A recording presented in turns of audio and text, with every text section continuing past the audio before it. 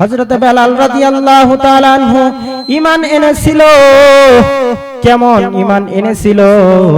বেলাল রাদিয়াল্লাহু তাআলা আনহু যখন আল্লাহু আহাদ শব্দ বলতেছেন, বেলাল রাদিয়াল্লাহু তাআলা আনহু ঈমান আনার পর আল্লাহু আহাদ শব্দ বলে।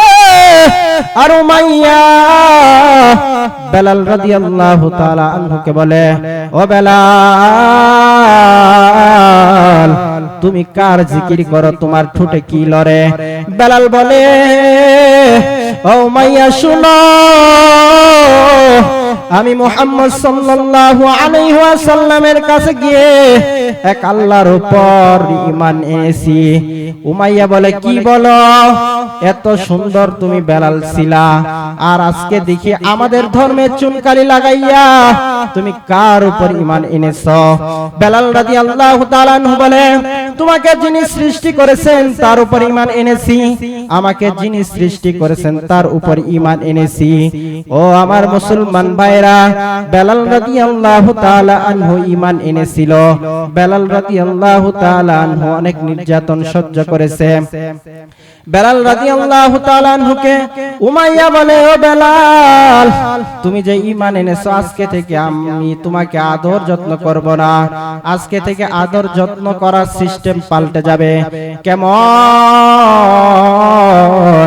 বেলাল রাদিয়াল্লাহু তাআলা আনহুকে আদর যত্ন আগে করত, কিন্তু ঈমান গ্রহণ করার কারণে উল্টো এখন নির্যাতন শুরু করে দিয়েছে।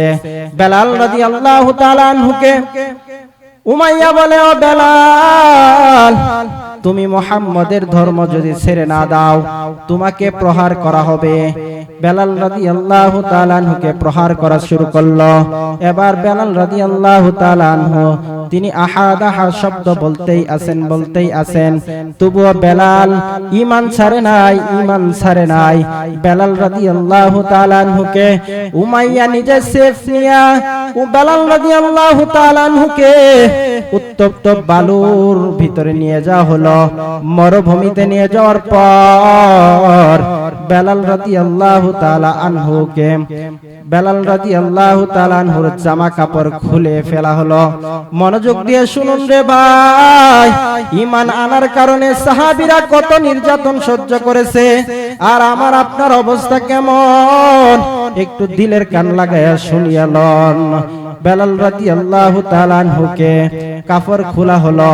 বেলাল রাদিয়াল্লাহু তাআলা আনহুর কাপড় খোলার পর উত্তপ্ত গরম, এত গরম, হাদিসের ব্যাখ্যায় আসছে ওই গরম, এত পরিমাণ গরম, একটা গোশতের টুকরা যদি ওই বালুর উপর রাখা হতো তাহলে গোশতের টুকরাটা সিদ্ধ হয়ে যেত।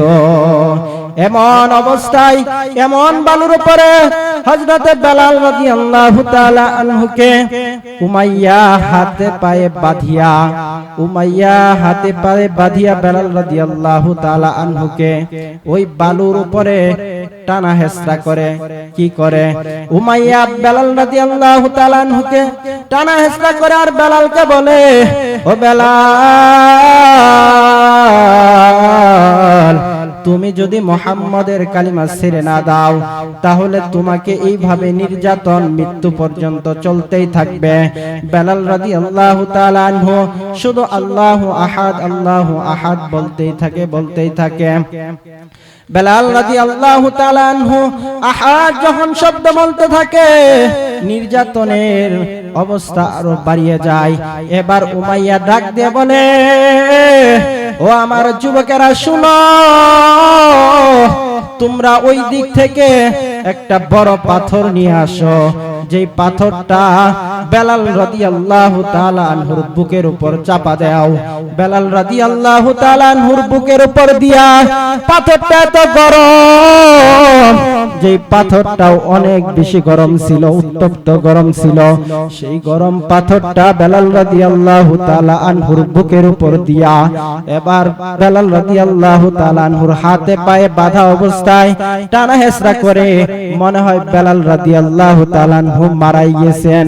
বেলাল রাদিয়াল্লাহু তাআলা আনহুর এমন কষ্ট দেখে হযরত আবু বকর সিদ্দিক রাদিয়াল্লাহু তাআলা আনহু তিনিও রাস্তা দিয়ে যখন হাইটা যায় দেখতেছেন বেলালকে প্রহার করে, বেলালকে এইভাবে নির্যাতন করে যে বেলাল রাদিয়াল্লাহু তাআলা আনহু জিন্দা না মরা বুঝাই যায় না।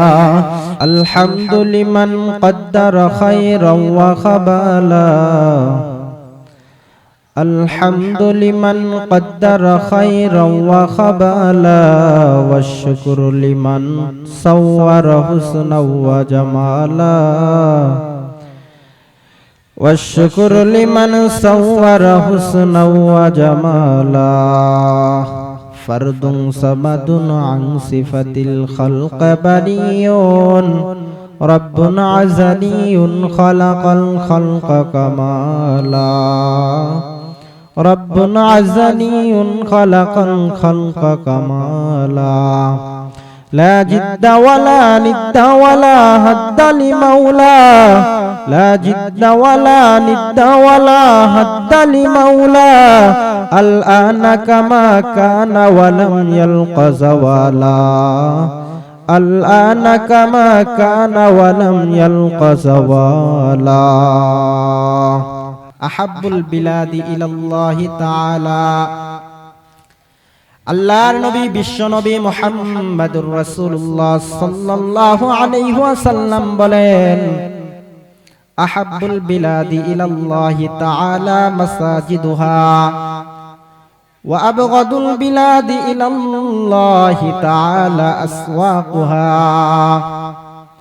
আল্লাহর নবী বিশ্ব নবী মুহাম্মদুর রাসূলুল্লাহ সাল্লাল্লাহু আলাইহি ওয়াসাল্লাম বলেন, আল্লাহ রাব্বুল আলামিনের কাছে পৃথিবীর জমিনে সবচেয়ে পছন্দনীয় জায়গা হলো মসজিদ, আর সবচেয়ে নিকৃষ্ট জায়গা হলো বাজার। এই বাজারে তারা ঘোরাফেরা করতেছে, এরা কিন্তু আল্লাহ তাআলার অপছন্দনীয় জায়গায় রয়েছে। এই জন্য আমি যেই সমস্ত ভাইরা বাজারে মেলায় ঘোরাফেরা করতেছেন, এত বড় বরকতপূর্ণ মজলিস রেখে আপনারা ওই মেলায় ঘোরাফেরা করতেছেন, আপনি মাওনা বাজারে গেলেও কিন্তু আগামীকাল কেনাকাটা করতে পারবেন, কিন্তু আজকের মতো এত বরকতপূর্ণ মজলিস পাবেন না। বলেন ঠিক কিনা? আজকে এই জায়গাটা বরকতপূর্ণ মজলিস, আগামীকাল কিন্তু এই জায়গাটায় বরকতপূর্ণ মজলিস থাকবে না। কিন্তু আপনি কিন্তু আগামীকাল মাওনা চৌরাস্তা গেলেও মেলায় আপনার যা প্রয়োজনীয় কেনাকাটার জিনিস ছিল সেটা কিনতে পারবেন, কিন্তু এই মাহফিল পাবেন না। এই জন্য যুবক ভাইরা যারা মেলায় ঘোরাফেরা করতেছে রে ভাই, এখনই প্যান্ডেলের নিচে এসে বসে পড়ুন। মেলায় আল্লাহ তাআলার রহমত নাজিল হয় না, এই জায়গায় আল্লাহ তাআলার রহমত নাজিল হয়। কারণ আল্লাহর নবী বিশ্ব নবী মুহাম্মদুর রাসূলুল্লাহ সাল্লাল্লাহু আলাইহি ওয়াসাল্লাম বলেছেন, ও আমার সাহাবীরা শুনো। সাহাবীরা বলল, ওগো আল্লাহর পয়গম্বর আপনি বলুন। আল্লাহর নবী বিশ্ব নবী মুহাম্মদুর রাসূলুল্লাহ সাল্লাল্লাহু আলাইহি ওয়াসাল্লাম ডাক দিয়ে বলেন, ও সাহাবী শুনে নাও, দুনিয়ার জমিনে তোমরা মাঝে মাঝে জান্নাতের বাগানে বসবা। কোথায় বসবা? জান্নাতের বাগানে। আল্লাহর নবীর সাহাবীরা আল্লাহর নবীকে ডাক দিয়ে বলেন, ওগো পয়গম্বর দুনিয়াতে আমরা জান্নাতের বাগান কোথায় পাবো? দুনিয়ার জমিনে আবার জান্নাতের বাগান কোথায়? আল্লাহর নবী বিশ্ব নবী মুহাম্মদুর রাসূলুল্লাহ সাল্লাল্লাহু আলাইহি ওয়াসাল্লাম সাহাবীকে ডাকতে বলেন, আমার সাহাবী শুনো,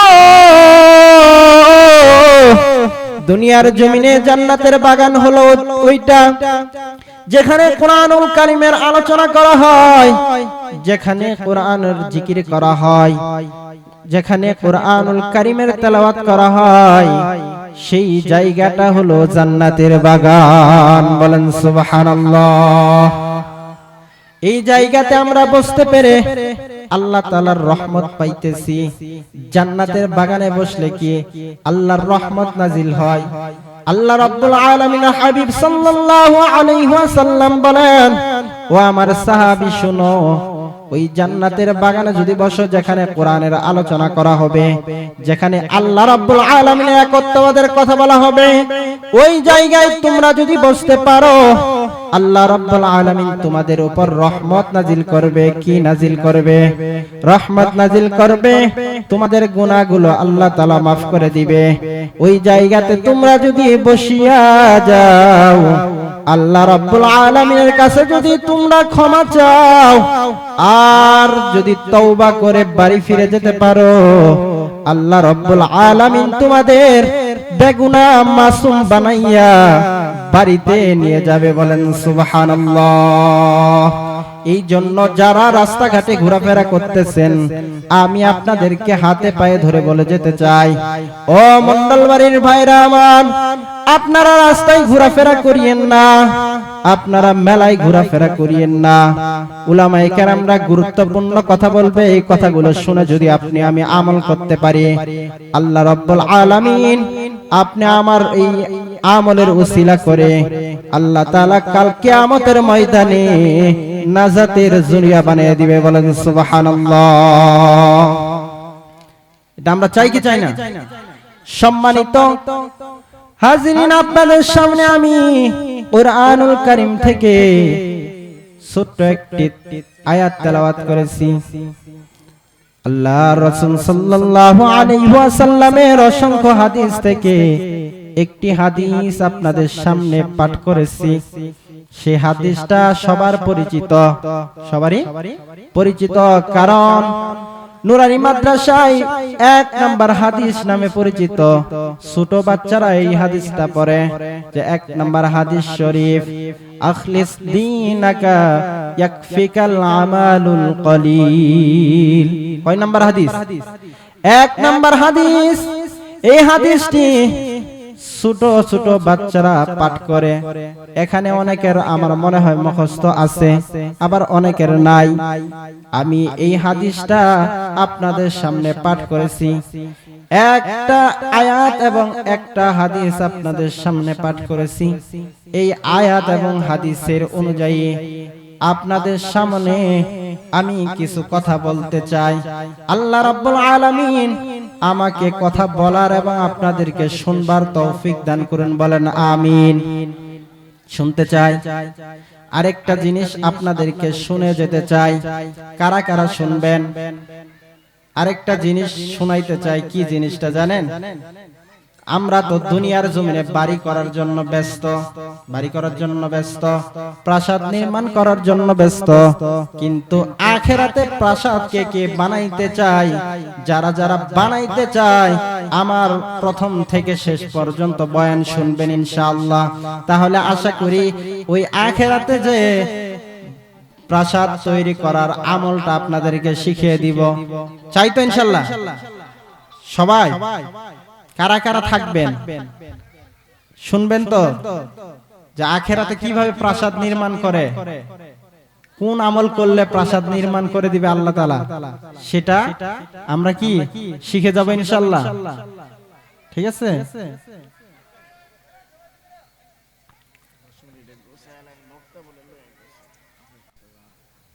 আমি আপনাদের সামনে সূরাতুল কাহফের একটি আয়াত তেলাওয়াত করেছে। আল্লাহ তাআলা বলেছেন, ইন্নাল্লাযীনা আমানু ওয়া আমিলুস সালিহাতি কানাত লাহুম জান্নাতুল ফিরদাউসি নুজুলা। আল্লাহ রাব্বুল আলামিন বলেছেন, ও বান্দা, তোমরা দুইটা শর্ত মানবা, আমি তোমাদেরকে ওই দুইটা শর্তের বিনিময়ে তোমাদের জন্য জান্নাতুল ফিরদাউস দিয়ে মেহমানদারি করব। বলেন সুবহানাল্লাহ। 1 নাম্বার শর্ত হলো ইমানদার। 1 নাম্বার ঈমান আনতে হবে কার উপর? আল্লাহ রাব্বুল আলামিনের উপর ঈমান আনতে হবে। কার উপর ঈমান আনতে হবে? 1 নাম্বার হচ্ছে আল্লাহ তাআলার উপর ঈমান আনতে হবে। ঈমান আনার পর নেক আমল করতে হবে। ঈমান আনতে হবে কার মতো? আল্লাহ রাব্বুল আলামিন সূরাতুল বাকারার ভিতরে বলেছেন, আমিনু কামা আমানান নাস। ঈমান আনয়ন করো তোমাদের পূর্ববর্তীদের মতো পূর্ববর্তী কারা? আল্লাহর নবী বিশ্ব নবী মুহাম্মদুর রাসূলুল্লাহ সাল্লাল্লাহু আলাইহি ওয়াসাল্লাম যাদেরকে দাওয়াত দিয়েছেন তারা ঈমান এনেছিল। কারা ঈমান এনেছিল? সাহাবীরা ঈমান এনেছিল। ফেরাউনের সময়, মুসা আলাইহিস সালাতু ওয়াস সালামের সময় ফেরাউনের দাসীরা ঈমান এনেছিল। ফেরাউনের বউ আসিয়া ঈমান এনেছিল। কারা ঈমান এনেছিল? আপনি আমি ঈমান পেয়েছি, কিন্তু সাহাবীরা ঈমান এনেছিল। কারণ ঈমান আনার পরও এত নির্যাতন সহ্য করেছে, তবুও ঈমান ছাড়ে নাই। বলেন ঠিক কিনা? সাহাবীরা ঈমান এনেছিল। বান্দা, ঈমান তোমার একটা অ্যাকাউন্টের মতো। আপনারা এখন বুঝতে পারবেন সহজেই। আপনার ব্যাংকে যদি একটা অ্যাকাউন্ট থাকে, এই অ্যাকাউন্টে আপনি যদি বলেন 1 লক্ষ টাকা জমা রাখবেন, আপনি কিন্তু মাওনা চৌরাস্তায় একটা ব্যাংকে গিয়ে যদি বলেন আমার টাকা জমা নেন, নিবে না।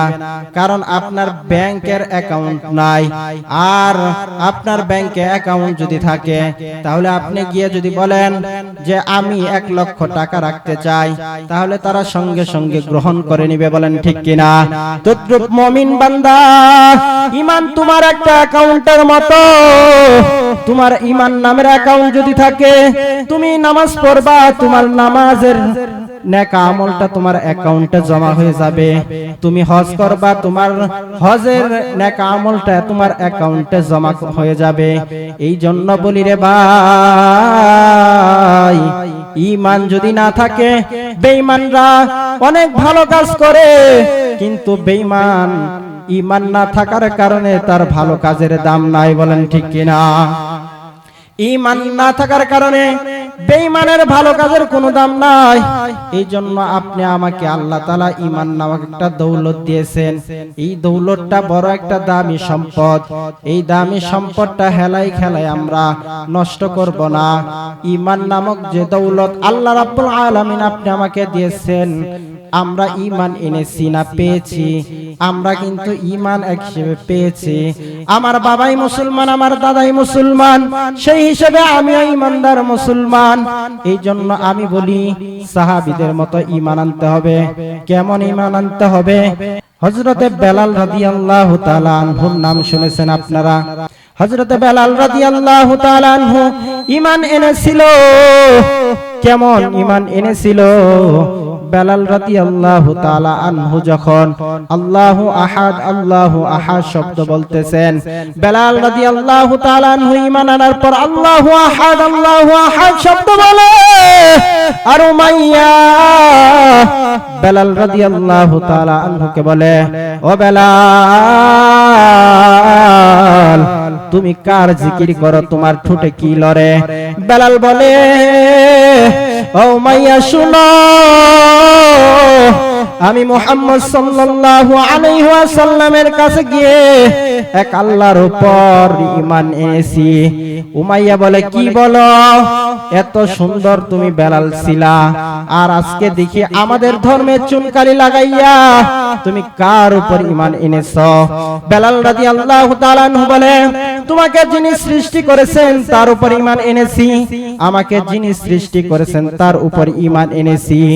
ও আমার মুসলমান ভাইরা, বেলাল রাদিয়াল্লাহু তাআলা আনহু ঈমান এনেছিল। বেলাল রাদিয়াল্লাহু তাআলা আনহু অনেক নির্যাতন সহ্য করেছে। বেলাল রাদিয়াল্লাহু তাআলা আনহুকে উমাইয়া বলে, ও বেলাল, তুমি যে ঈমান এনেছো, আজকে থেকে আমি তোমাকে আদর যত্ন করব না। আজকে থেকে আদর যত্ন করার সিস্টেম পাল্টে যাবে। কেমন? বেলাল রাদিয়াল্লাহু তাআলা আনহুকে আদর যত্ন আগে করত, কিন্তু ঈমান গ্রহণ করার কারণে উল্টো এখন নির্যাতন শুরু করে দিয়েছে। বেলাল রাদিয়াল্লাহু তাআলা আনহুকে উমাইয়া বলে, ও বেলাল, তুমি মুহাম্মদের ধর্ম যদি ছেড়ে না দাও, তোমাকে প্রহার করা হবে। বেলাল রাদিয়াল্লাহু তাআলা আনহুকে প্রহার করা শুরু করলো। এবার বেলাল রাদিয়াল্লাহু তাআলা আনহু তিনি আহাদ আহাদ শব্দ বলতেই আছেন তবুও বেলাল ঈমান ছাড়ে নাই বেলাল রাদিয়াল্লাহু তাআলা আনহুকে উমাইয়া নিজে সেফ নিয়া ও বেলাল রাদিয়াল্লাহু তাআলা আনহুকে উত্তপ্ত বালুর ভিতরে নিয়ে যাওয়া হলো মরুভূমিতে নিয়ে যাওয়ার পর বেলাল রাদিয়াল্লাহু তাআলা আনহুর জামা কাপড় খুলে ফেলা হলো। মনোযোগ দিয়ে শুনুন রে ভাই, ঈমান আনার কারণে সাহাবীরা কত নির্যাতন সহ্য করেছে, আর আমার আপনার অবস্থা কেমন একটু দিলের কান লাগায়া শুনিয়া লন। বেলাল রাদিয়াল্লাহু তাআলা আনহুকে কাপড় খোলা হলো। বেলাল রাদিয়াল্লাহু তাআলা আনহুর কাপড় খোলার পর উত্তপ্ত গরম, এত গরম, হাদিসের ব্যাখ্যায় আসছে ওই গরম, এত পরিমাণ গরম, একটা গোশতের টুকরা যদি ওই বালুর উপর রাখা হতো তাহলে গোশতের টুকরাটা সিদ্ধ হয়ে যেত। এমন অবস্থায় এমন বালুর উপরে হযরতে বেলাল রাদিয়াল্লাহু তাআলা আনহুকে উমাইয়া হাতে পায়ে বাঁধিয়া বেলাল রাদিয়াল্লাহু তাআলা আনহুকে ওই বালুর উপরে টানা হেসরা করে। কি করে? উমাইয়া বেলাল রাদিয়াল্লাহু তাআলা আনহুকে টানা হেসরা করে আর বেলালকে বলে, ও বেলাল, তুমি যদি মুহাম্মাদের কালিমা ছেড়ে না দাও তাহলে তোমাকে এইভাবে নির্যাতন মৃত্যু পর্যন্ত চলতেই থাকবে। বেলাল রাদিয়াল্লাহু তাআলা আনহু শুধু আল্লাহু আহাদ বলতেই থাকে। বেলাল রাদিয়াল্লাহু তাআলা আনহু আহাদ যখন শব্দ বলতে থাকে নির্যাতনের অবস্থা আরো বাড়িয়ে যায়। এবার উমাইয়া ডাক দিয়ে বলে, ও আমার যুবকেরা শুনো, তোমরা ওই দিক থেকে একটা বড় পাথর নিয়ে আসো, যেই পাথরটা বেলাল রাদিয়াল্লাহু তাআলা আনহুর বুকের উপর চাপা দাও। বেলাল রাদিয়াল্লাহু তাআলা আনহুর বুকের উপর দিয়া পাথরটা এত গরম, যেই পাথরটাও অনেক বেশি গরম ছিল, উত্তপ্ত গরম ছিল, সেই গরম পাথরটা বেলাল রাদিয়াল্লাহু তাআলা আনহুর বুকের উপর দিয়া এবার বেলাল রাদিয়াল্লাহু তাআলা আনহুর হাতে পায়ে বাঁধা অবস্থায় টানা হেসরা করে। মনে হয় বেলাল রাদিয়াল্লাহু তাআলা আনহু মারাই গেছেন।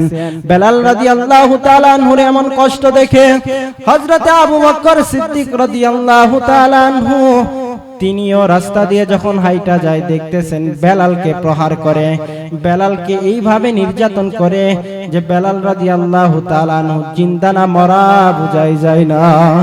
এবার আবু বকর রাদিয়াল্লাহু তাআলা আনহু বেলালকে ডাক দিয়ে বলেন, ও বেলাল, তুমি যে আল্লাহু আহাদ জুড়ে বলো। এই জুড়ে বলার কারণে তো উমাইয়া তোমার উপর নির্যাতন আরো বৃদ্ধি করে ফেলে।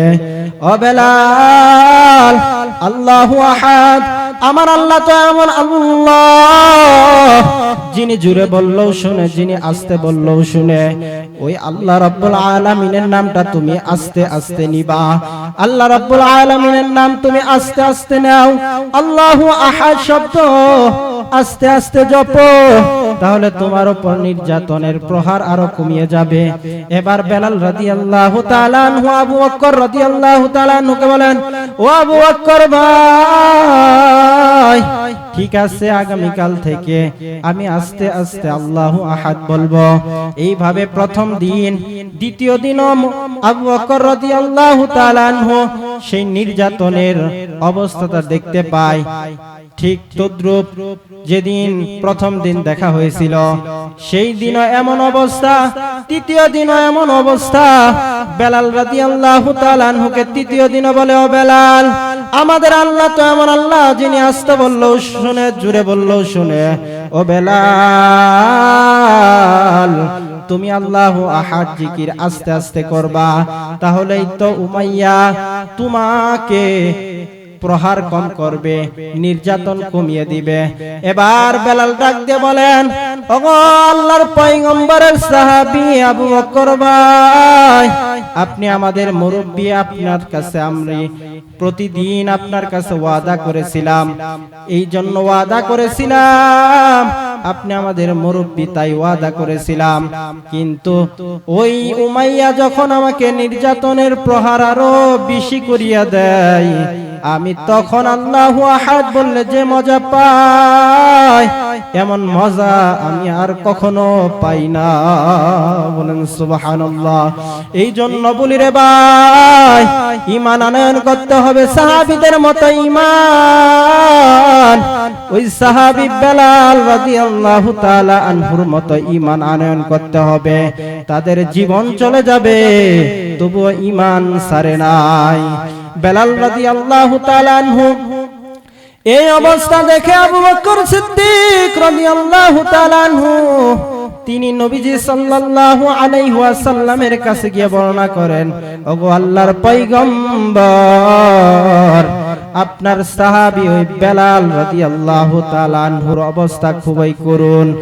আপনার সাহাবী বেলাল রাদিয়াল্লাহু তাআলা আনহুকে উমাইয়া অতি পরিমাণে নির্যাতন চালিয়ে যায়। আমার রাসূল সাল্লাল্লাহু আলাইহি ওয়াসাল্লাম বেলাল রাদিয়াল্লাহু তাআলা আনহুর নির্যাতনের বর্ণনা শুনে রাসূল সাল্লাল্লাহু আলাইহি ওয়াসাল্লাম কান্না করে। আমার রাসূল সাল্লাল্লাহু আলাইহি ওয়াসাল্লাম আবু বকর রাদিয়াল্লাহু তাআলা আনহুকে বলে, ও আমার সাহাবী আবু বকর, তুমি ওই বেলালকে ক্রীতদাস মানে বেলালকে কিনার পর তুমি বেলালকে আজাদ করে দিবা। আমি নবী সাল্লাল্লাহু আলাইহি ওয়াসাল্লাম ওই বেলালের খরিদ্দার হিসেবে আমি তোমাকে কিছু টাকা দান করব। হযরত আবু বকর রাদিয়াল্লাহু তাআলা আনহু রাসূলুল্লাহ সাল্লাল্লাহু আলাইহি ওয়াসাল্লামের কাছে এই প্রশ্ন করলেন, ওগো আল্লাহর পয়গম্বর, কেন গো? ওগো আল্লাহর পয়গম্বর, আমি তো বেলাল রাদিয়াল্লাহু তাআলা আনহুকে কিনিয়া আজাদ করে দিব, কারণ আমি রাসূলুল্লাহ সাল্লাল্লাহু আলাইহি ওয়াসাল্লামের কাছে শুনেছি যে আল্লাহর রাব্বুল আলামিন নিজের জান এবং মাল দ্বারা জান্নাত ক্রয় করতে বলেছেন। কি করতে বলেছেন? নিজের জান এবং মাল দ্বারা আল্লাহ রাব্বুল আলামিনের জান্নাত ক্রয় করতে হবে। আল্লাহর নবী বিশ্ব নবী মুহাম্মদুর রাসূলুল্লাহ সাল্লাল্লাহু আলাইহি ওয়াসাল্লাম আবু বকরকে বলে, ও আবু বকর শুনো, হাসরের ময়দানে আল্লাহ তাআলা যদি বলে, ডাক দিয়ে বলবেন, ও আমার বেলালের ক্রয় দাতারা, তোমরা কারা কারা আছো এখানে হাত তুলো। আমি নবী সাল্লাল্লাহু আলাইহি ওয়াসাল্লাম যেন সেদিন বেলালের খরিদ্দার হতে পারি। বলেন সুবহানাল্লাহ। এবার আবু বকর রাদিয়াল্লাহু তাআলা আনহু উমাইয়াকে ডাক দিয়ে বলেন, ও উমাইয়া, বেলাল রাদিয়াল্লাহু তাআলা আনহুকে তুমি এত পরিমাণে নির্যাতন করো কেন? কয় তোমার কারণেই তো এত পরিমাণে নির্যাতন করি। কারণ কি?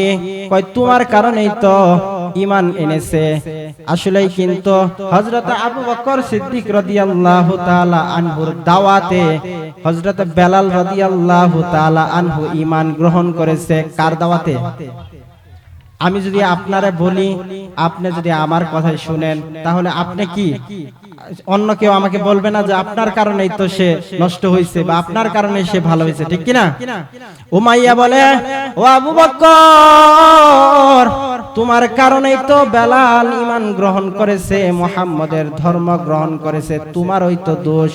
এবার আবু বকর বলে, ও উমাইয়া, শুনো রে উমাইয়া, তোমাদের লাইনের একজন গোলাম আছে আমার কাছে, তোমরা তাকে নিয়ে যাও আর আমাদের লাইনের বেলাল রাদিয়াল্লাহু তাআলা আনহুকে আমাদের দিকে ফিরে দাও।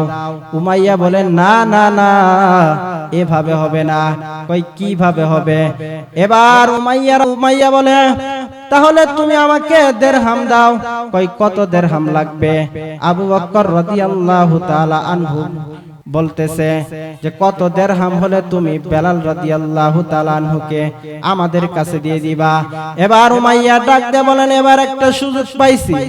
ওই সময় আবু বকর রাদিয়াল্লাহু তাআলা আনহুকে ডাক দিয়ে বলতেছেন, ও আবু বকর, তোমার কাছে তো এত পরিমাণ টাকা নাই, তাহলে তুমি কিভাবে আমাদের বেলাল গোলামকে কিনবা?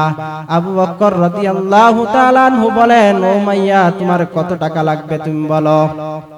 উমাইয়া ডাক দিয়ে বলেন, ও আবু বকর, 40,000 দিরহাম যদি তুমি আমাকে দাও, তাহলে আমি বেলাল রাদিয়াল্লাহু তাআলা আনহুকে তোমার কাছে দিয়ে দিব। বলেন সুবহানাল্লাহ। এবার বেলাল রাদিয়াল্লাহু তাআলা আনহুকে কেনার জন্য হযরত আবু বকর সিদ্দিক রাদিয়াল্লাহু তাআলা আনহু রাজি হয়ে গেলেন। আবু বকর রাদিয়াল্লাহু তাআলা আনহু বললেন, ঠিক আছে, আমি 40,000 দিরহাম তোমাকে দিয়ে দিব। বলেন সুবহানাল্লাহ। সাহাবীদের ঈমান কেমন ছিল? বেলাল রাদিয়াল্লাহু তাআলা আনহুর জিহ্বার ভিতরে পেরাক মারা হয়েছিল, তবুও কিন্তু আল্লাহু আহাদ শব্দ বলতেই ছিল, তবুও ঈমান ছাড়ে নাই। এই জন্য ঈমান আনয়ন করতে হবে সাহাবীদের মতো ঈমান। 2 নম্বরে বলেছিলাম নেক আমল করতে হবে। কেমন নেক আমল? সাহাবীরা যেমনে নেক আমল করেছেন সেইভাবেই নেক আমল করতে হবে। কারণ আল্লাহ রাসূল সাল্লাল্লাহু আলাইহি ওয়াসাল্লাম বলেছেন, আল মারউ মা মান আহাব্বা, যার সাথে যার মহব্বত তার সাথে তার কিয়ামত। আমাদের অবস্থাটা হবে সাহাবীদের অনুসরণ করা। কাকে অনুসরণ করা? সাহাবীদেরকে যদি আপনি আমি অনুসরণ করে চলতে পারি, সাহাবীদের মতো যদি আপনি আমার জীবনটাকে পরিচালনা করতে পারি, তাহলে আমাদের হাসর হবে সাহাবীদের সাথে। কার সাথে? সাহাবীদের সাথে হাসর করতে চাই কি চাই না? কে চাই? আমরা সবাই সাহাবীদের সাথে হাসর করতে চাই। হাসরে যদি উঠতে চাই, তাহলে সাহাবীদের মতো আমাদের চলতে হবে। তাহলে নেক আমল কেমন নেক আমল? সাহাবীদের নেক আমলের প্রতিযোগিতা ছিল। হযরত আবু বকর সিদ্দিক রাদিয়াল্লাহু তাআলা আনহু এবং উমর রাদিয়াল্লাহু তাআলা আনহুর ভিতরে কিন্তু নেক আমলের প্রতিযোগিতা লেগেই থাকতো। কেন রে ভাই? আবু বকর রাদিয়াল্লাহু তাআলা আনহুর বিষয়ে এমন বলা আছে যে আবু বকর রাদিয়াল্লাহু তাআলা আনহুর নেক আমলের পাল্লা এক পাল্লায় যদি রাখা হয়, আরেক পাল্লায় যদি সারা বিশ্বের মুহাম্মাদি উম্মতির আমলনামা এক পাল্লায় রাখা হয়, তাহলে আবু বকর রাদিয়াল্লাহু তাআলা আনহুর আমলের পাল্লায় ভারী হয়ে যাবে। বলেন সুবহানাল্লাহ। সেই আবু বকর রাদিয়াল্লাহু তাআলা আনহু তিনি নেক আমল করার জন্য এত পরিমাণে প্রতিযোগিতামূলক সবসময় অগ্রগামী হয়েই থাকতো। এই জন্য আপনি আমার নেক আমল করতে হবে প্রতিযোগিতামূলক, গুনাহ ছাড়তে হবে। নেক আমল করতে হবে কি মূলক? প্রতিযোগিতামূলক। কেউ যদি 5 ওয়াক্ত নামাজ পড়ে, আপনার চিন্তা করতে হবে আমি 5 ওয়াক্ত নামাজও পড়ব, তাহাজ্জুদের নামাজও পড়ব। কেউ যদি 5 ওয়াক্ত নামাজ পড়ে আবার তাহাজ্জুদের নামাজও পড়ে, আপনি আমার চিন্তা করতে হবে আমি 5 ওয়াক্ত নামাজ পড়ব, তাহাজ্জুদের নামাজও পড়ব, ইশরাকের নামাজও পড়ব। বলেন সুবহানাল্লাহ। কেউ যদি আবার 5 ওয়াক্ত নামাজ পড়ে, ইশরাকের নামাজও পড়ে, আপনি আমার চিন্তা করতে হবে আমি 5 ওয়াক্ত নামাজ পড়ব, তাহাজ্জুদের নামাজও পড়ব, ইশরাকের নামাজও পড়ব, আবার চাস্তের নামাজও পড়ব। পড়বেন তো ইনশাআল্লাহ? এইভাবে নেক আমলের প্রতিযোগিতা। কেউ যদি 5 টাকা দান করে, আপনি আমার চিন্তা থাকতে হবে আমি 10 টাকা দান করব। কেউ যদি 500 টাকা দান করে, আপনি আমার চিন্তা রাখতে হবে আমি 1000 টাকা দান করব। কারণ নেক আমলের প্রতিযোগিতা লেগেই থাকতে হবে। সাহাবীদের অনুসরণ করতে হবে। করবেন তো ইনশাআল্লাহ? এই জন্য আমি বলতে চাই, 1 নাম্বার আল্লাহ তাআলা শর্ত দিয়েছেন, ঈমান আনতে হবে। কার উপর? আল্লাহর উপর। যিনি আল্লাহ রাব্বুল আলামিন, আপনি আমাকে সৃষ্টি করেছেন, যিনি চন্দ্রকে সৃষ্টি করেছেন, যিনি আসমান সৃষ্টি করেছেন, যিনি জমিন সৃষ্টি করেছেন, যিনি চন্দ্রের ভিতরে আলো দিয়েছেন কে? আলো দিয়েছেন কে? আচ্ছা মানুষ বলো দেখি, রাত্রি কেন কালো? চাঁদ সূরজ কোথা হতে পেল এত আলো? পশু পাখি কয় না কথা, মানুষ কেন কয়? বলো বলো বলো মানুষ সব কেমন করে হয়? ফুলগুলি সব নানান রঙে কেমন করে হয়? পাতাগুলো সবুজ বটে ফুলের মতো নয়। দুধ কেন হয় সাদা, মরিচ কেন ঝাল? আমগুলি পাকলে আবার কেমনে তা হয় লাল। আচ্ছা মানুষ বাস করি ভাই এই দুনিয়ার রঙে, হাতের রেখা আর চেহারা মিলে না কারো সঙ্গে, আর মিলে না কথার ধরন আঙ্গুলের টিপ। স্রষ্টায় আছে একজন, এবার প্রমাণ হলো ঠিক। বলেন ঠিক কিনা? সে আল্লাহ রাব্বুল আলামিনের প্রতি ঈমান আনতে হবে। আমি এই জন্যই বলতেছি আল্লাহ রাব্বুল আলামিনের প্রতি ঈমান আনতে হবে। এক নাম্বার শর্ত দিয়েছেন আল্লাহ তাআলা ঈমান। দুই নাম্বার শর্ত হলো নেক আমল। কি আমল? নেক আমল। ভালো কাজ করতে হবে, মন্দ কাজ করা যাবে না। মন্দ কাজ ছাড়তে হবে, ভালো কাজ করতে হবে। আর যদি আপনি নেক আমল করতে পারি, ঈমান আনার পর নেক আমল করতে পারি, আপনি আমার আমল নামায় নেক আমলের পরিমাণ বেশি হওয়ার কারণে আল্লাহ রাব্বুল আলামিন জান্নাতের ভিতরে অনেক উপভোগ করতে পারবো।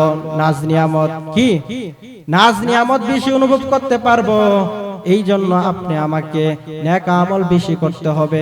দুনিয়ার জমিনে যদি কেউ বড় লোক থাকে, টাকা পয়সার মালিক বেশি থাকে, তার কিন্তু বাড়ি গাড়িও সুন্দর থাকে, ঠিক কিনা? তার কিন্তু বাজার ঘাট করতে বেশি বেশি ভাল লাগে এবং বড় বড় মাছগুলো কিনে আনে কি আনে না? তদ্রূপ আখিরাতে যদি আপনি আমার নেক আমল যার যত বেশি হবে, তদ্রূপ তার জান্নাতটাও তত বেশি সুন্দর হবে। বলেন সুবহানাল্লাহ। এই জন্য বেশি বেশি নেক আমল করতে হবে, বেশি বেশি জিকির করতে হবে। সুবহানাল্লাহ, আলহামদুলিল্লাহ, আল্লাহু আকবারের জিকির চালু রাখতে হবে। সমস্ত নেক আমলের একটা সময় নির্ধারণ করা আছে। নামাজ পড়ার একটা নির্ধারণ সময় আছে, হজ করার একটা নির্ধারণ সময় আছে, রোজা রাখার, রমজান মাসে রোজা রাখার একটা নির্ধারণ সময় আছে, কিন্তু জিকির করার নির্ধারণ কোনো সময় নাই। আপনি হাঁটতে পর চলতেছেন, ওই সময় আপনি জিকির করতে পারবেন। আপনি খানা খাওয়া শেষ, এখন আপনি ঘুমিয়ে যাবেন, এই সময় কিন্তু জিকির করতে পারবেন কি পারবেন না? এই নেক আমলের কি কোনো টাইম আছে? হ্যাঁ, কোনো টাইম নাই। এই জন্য আপনাদেরকে বলে যেতে চাই, জিকির করার কোনো টাইম টেবিল নাই। এই জন্য আপনারা নেক আমল করবেন, জিকির বেশি বেশি জিকির করবেন। একবার সুবহানাল্লাহ বললে আল্লাহ রাব্বুল আলামিন জান্নাতের ভিতরে একটি গাছ নির্মাণ করে দেয়, গাছ তৈরি করে দেয়। একবার সুবহানাল্লাহ, দুইবার সুবহানাল্লাহর পরে দুইটা। এই জন্য আল্লাহ রাসূল সাল্লাল্লাহু আলাইহি ওয়াসাল্লাম বলেছেন, ও আমার সাহাবীরা শুনো, তোমাদের মধ্যে এমন কেউ আছো কি যে প্রতিদিন উহুদ পাহাড় পরিমাণ সওয়াব নেক আমল অর্জন করতে পারবা? প্রতিদিন কি উহুদ পাহাড় পরিমাণ? আল্লাহর নবীর সাহাবীরা বলেন, ও পয়গম্বর, কে পারবে আমাদের এমন কাজ করতে, এমন নেক আমল করতে? কেউ তো পারবে না। আল্লাহর নবী সাহাবীকে ডাকতে বলেন, ও সাহাবী শুনো, আমি তোমাদেরকে বলে যাই, একবার সুবহানাল্লাহ বললে উহুদ পাহাড় পরিমাণ নেক আমল তোমার আমলনামায় লেখা হবে। একবার আলহামদুলিল্লাহ বললে উহুদ পাহাড় পরিমাণ তোমার নেক আমল আমলনামায় লেখা হবে। এই জন্য আপনাদেরকে বলে যেতে চাই, নেক আমল করবেন তো ইনশাআল্লাহ। আল্লাহ রাব্বুল আলামিন আমাদের সকলকে নেক আমল করার তৌফিক দান করুন। আরেকটা কথা বলেছিলাম আপনাদেরকে, কি কথা?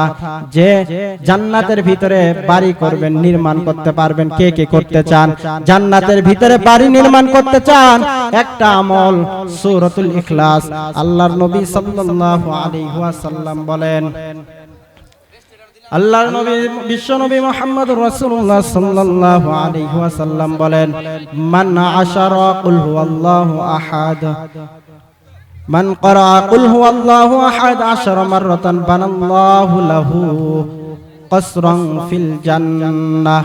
আল্লাহর নবী বিশ্ব নবী মুহাম্মদুর রাসূলুল্লাহ সাল্লাল্লাহু আলাইহি ওয়াসাল্লাম বলেন, দুনিয়ার জমিনে কেউ যদি সূরাতুল ইখলাস 10 বার পাঠ করে, সূরাতুল ইখলাস যদি কেউ 10 বার পাঠ করে, আল্লাহ তাআলা জান্নাতের ভিতরে তার জন্য একটি প্রাসাদ নির্মাণ করে দেয়। বলেন সুবহানাল্লাহ।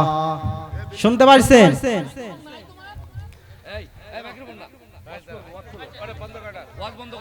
10 বার যদি কুল হুয়াল্লাহু আহাদ, এই সূরাটা সূরাতুল ইখলাস, এই সূরাটা যদি কেউ 10 বার পাঠ করে, আল্লাহ রাব্বুল আলামিন তার জন্য জান্নাতের ভিতরে একটি বাড়ি নির্মাণ করে দেন।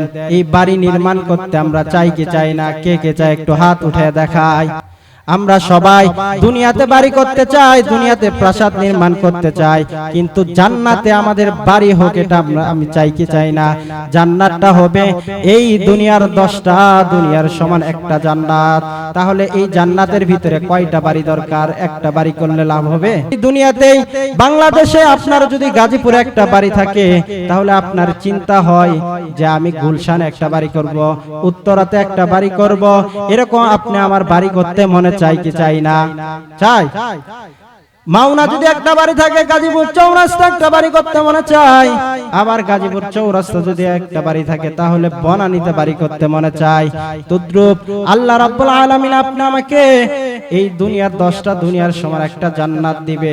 ওই জান্নাতের ভিতরে বাড়ি করতে হবে অনেকবার। জান্নাতের ভিতরে বাড়ি করতে হবে কয়বার? অনেকগুলো বাড়ি করতে হবে। তাহলে বাড়ি যদি অনেকগুলো করতে হয়, পড়তে হবে কতবার? পড়তে হবে কতবার? 10 বার পড়লে একটা বাড়ি, 20 বার পড়লে 2টা, 30 বার পড়লে 3টা। তাহলে আমাদের সূরাতুল ইখলাসের আমল চালু করতেই হবে ইনশাআল্লাহ। আল্লাহ তাআলা আমাদের সবাইকে সূরাতুল ইখলাসের আমল করার তৌফিক দান করুন, বলেন আমিন। যেহেতু মেহমান চলে আসছে,